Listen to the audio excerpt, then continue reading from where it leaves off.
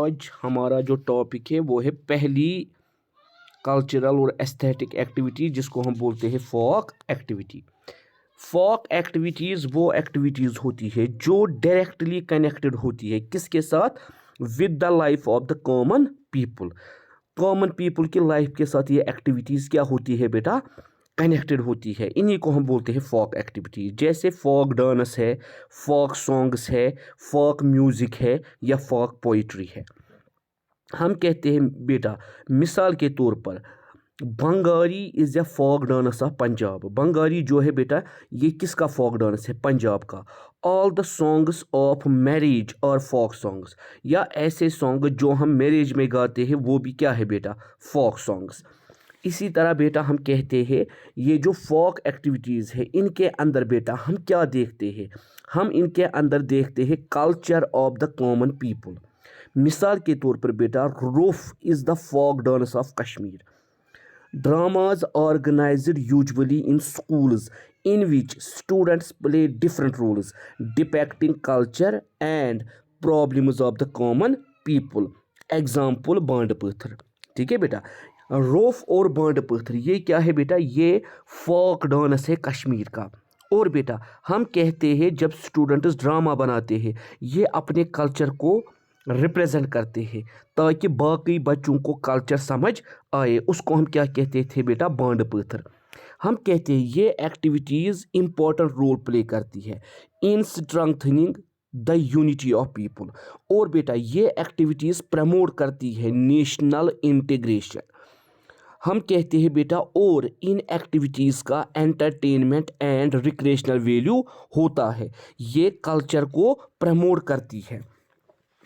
उसके बाद हम बेटा कहते हैं ये जो फोक एक्टिविटीज़ है ये एक्सप्रेस करती है कल्चर को इन ए वे ऑफ म्यूज़िक, डांस और सॉन्ग्स।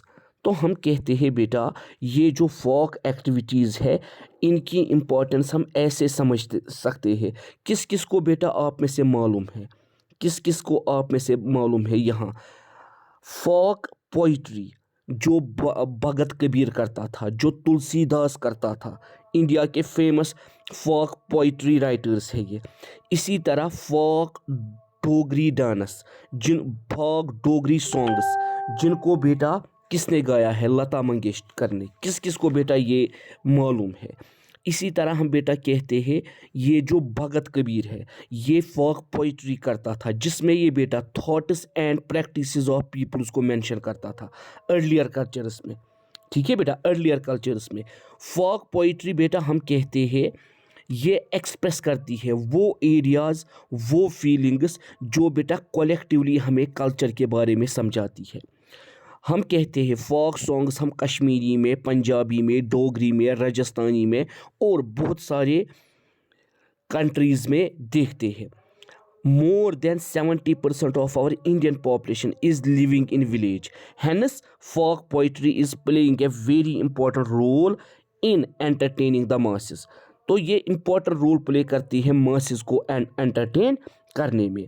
हम कहते हैं बेटा ये जो फोक डांस है, जैसे हम कहते हैं गरबा डांस जो है, garba dance is very popular in India. This dance is being performed in money parts of India like Rajasthan, Maharashtra, Gujarat.